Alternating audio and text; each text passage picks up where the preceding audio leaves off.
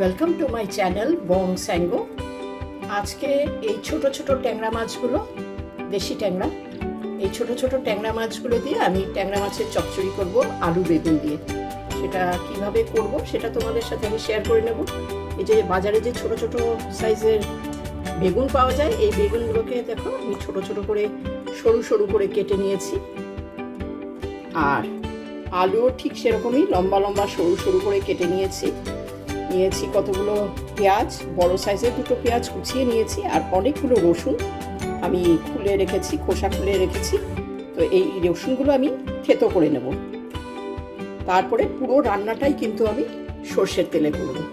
চলো শুরু করে দেই। তো রসুনগুলো আমি থেতো করে নিই।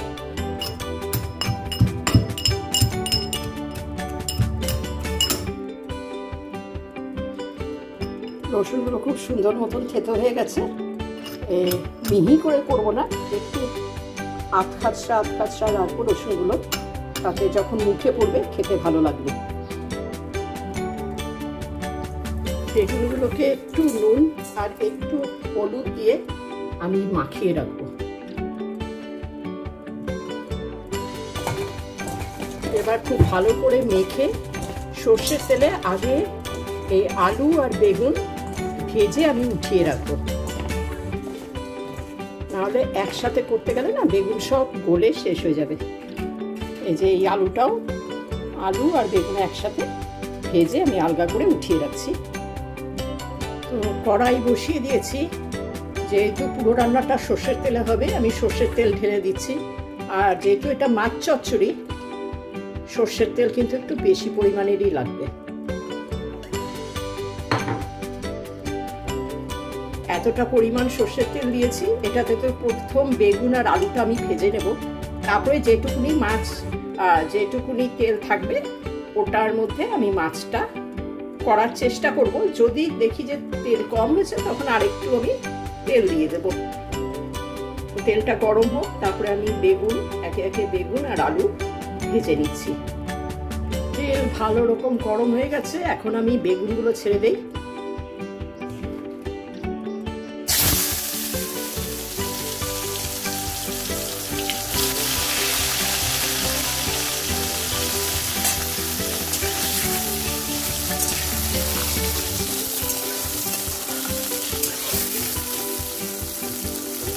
বেগুনিগুলো একটু ভাজা ভাজা হলে আমি উঠিয়ে রাখবো, তারপরে আমি আলুগুলো ভেজে নেব।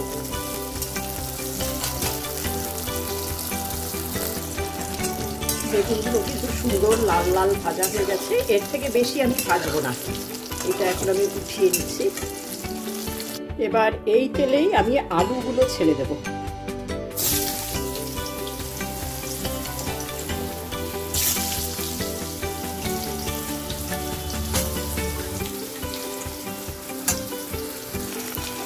আলুগুলোতে অল্প একটু হলুদ দিয়ে আবার সেই একটু ভাজা ভাজা করে উঠিয়ে রাখবো।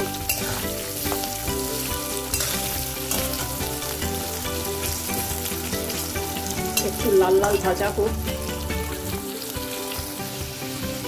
আলুগুলোও কিন্তু খুব সুন্দর ভাজা হয়ে গেছে, এখন আমি উঠিয়ে ফেলছি এটা।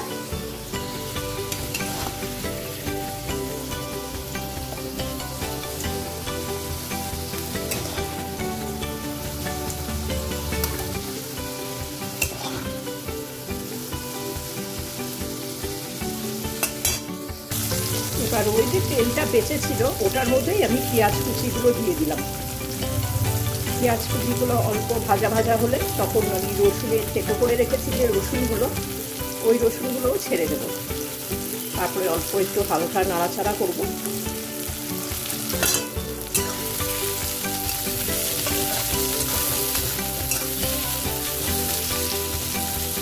পেঁয়াজের কালারটা অল্প চেঞ্জ হলে তখন আমি রসুনটা দেবো। তাতে কি হয়, পেঁয়াজের স্মেলটাও থেকে যায়, আবার রসুনের স্মেলটাও থেকে যায়। আর পেঁয়াজ আর রসুন যদি একসাথে তেলে ছাড়ি তাহলে কিন্তু কোনোটারই গন্ধ পাওয়া যায় না।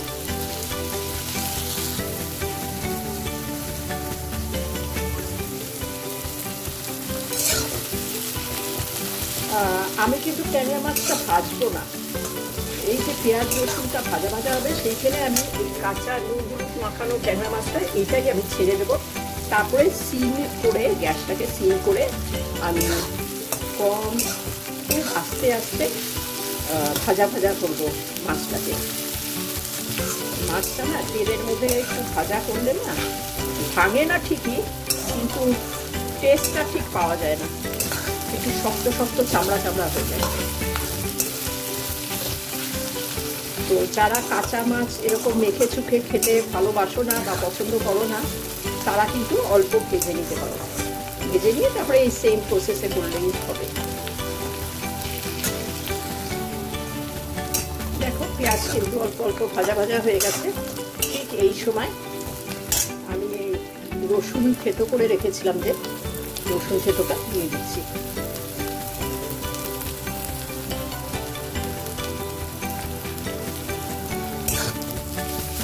কড়াইটা আমার পুড়ে গেল, আসলে আমি খেয়াল করিনি, তেলটা একটু বেশি গরম হয়ে গেছিল।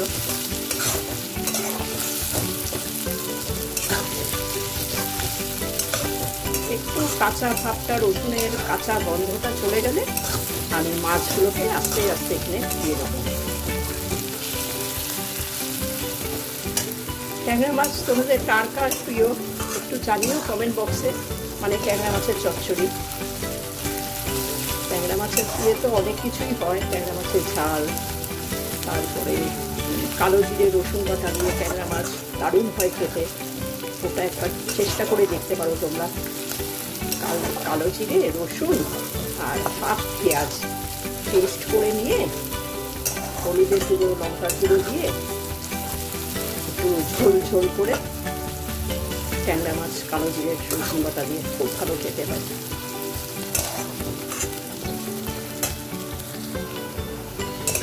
রসুনের কিন্তু সুন্দর গন্ধটা বেরিয়ে গেছে। এখন আমি এই সময় এই আস্তে আস্তে ট্যাংরা মাছগুলো সব ছেড়ে দেবো। ফ্লেমটাকে আমি স্লো করে নেব, একদমই লো ফ্লেমে হবে।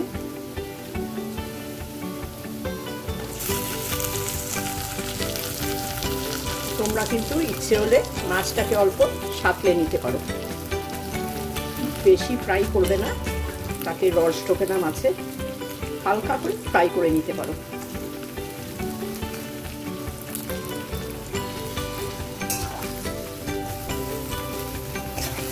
আর খুব আলগা হাতে নাড়াতে লাগবে, কারণ নাহলে মাছগুলোর মাথাগুলো ভেঙে যায়। আমারও ভাঙবে, আমি জানি, একটা দুটো তো ভাঙবেই। এবার আমি এখানে দিয়ে দেব হলুদের গুঁড়ো, দিয়ে দেব লঙ্কার গুঁড়ো, ব্যাস। আর কোনো মশলাতে আমি দেব না, মাছে তো নুন মাখানোই আছে। তো একটু পরে টেস্ট করে দেখবো, যদি মাছে নুন আর একটু লাগে তখন না হয় আমি দিয়ে দেবো। এটা আস্তে আস্তে হোক, বেশি নাড়ানাড়ি করলে আবার ভেঙে যাবে। মশলাটা সুন্দর করে মাখিয়ে নিচ্ছি, মাখিয়ে এটা আস্তে আস্তে হতে দেবো।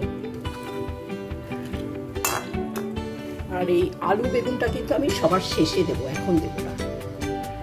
তো এটা হোক, সুন্দর করে নাড়িয়েছি, একটু ঢেকে রাখি, তাহলে মাছগুলোও সেদ্ধ হবে না।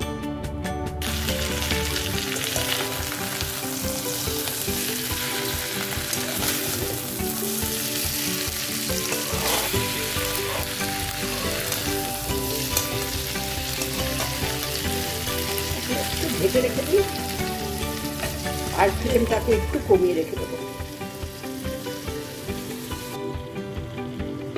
প্রায় 5-7 মিনিট পর ঘুরে এসে আমি মাছটা একটু ওলট পালট করে দিচ্ছি। এই সময় আমি কিন্তু আলু যে ভেজে রেখেছিলাম ওই আলুটা আমি দিয়ে দেবো, নাহলে না আলু যতটা ভেজেছি আর একটু সেদ্ধ তো হবে। শুধু আলুগুলো আমি দেবো, বেগুনগুলো কিন্তু আমি লাস্টে দিচ্ছি।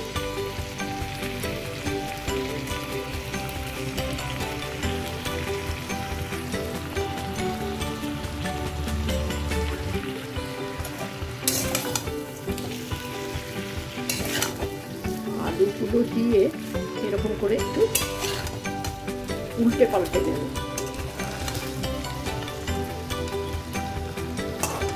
তারপরে অল্প একটু জলে ছিটা দেবো, ছিটা না অল্প একটু জল দেবো, জল দিয়ে একদম ঢেকে রেখে দেবো। এতটাই জল দিলাম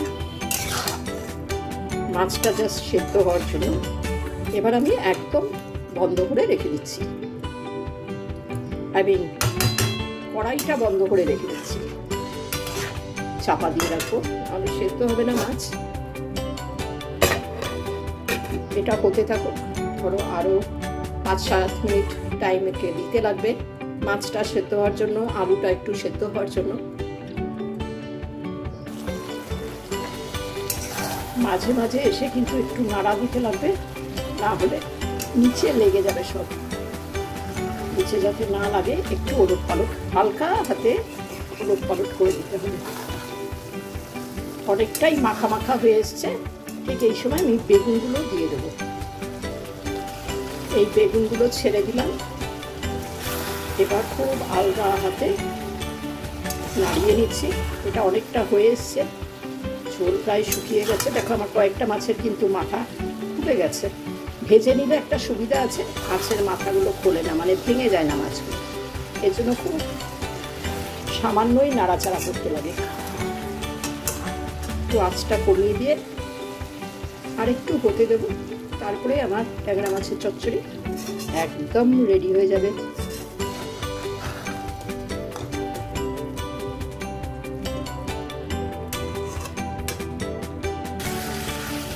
মাছটা কিন্তু হয়ে এসছে, একদম গা মাখা মাখা হয়ে গেছে, তেলও ছেড়ে দিয়েছে। এখন আমি এটা নামিয়ে ফেলবো। নামাবার আগে আমি কতগুলো কাঁচা লঙ্কা ছিঁড়ে রেখেছি, ওগুলো দিয়ে দেবো।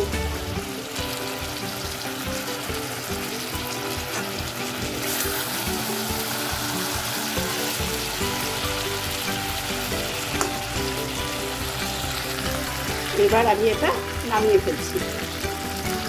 আমার ট্যাংরা মাছের চচ্চড়ি বেগুন দিয়ে আলু দিয়ে একদম পারফেক্ট। শীতকাল হলে কিন্তু মূলো কুচিও দেওয়া যেতে পারে যারা মূলো ভালোবাসে। তো এখন আমি নামিয়ে দিই, আগে কড়াইতে লেগে যাচ্ছে। তো এই দেখো ট্যাংরা মাছের চচ্চড়ি আমার একদম রেডি। আলু বেগুন দিয়ে করা মাখা মাখা শুকনো শুকনো, খেতে খুবই ভালো লাগবে। তোমরা বাড়িতে করো, তোমরা সবাই করো, এটা কমন রান্না, কোনো ব্যাপারই না।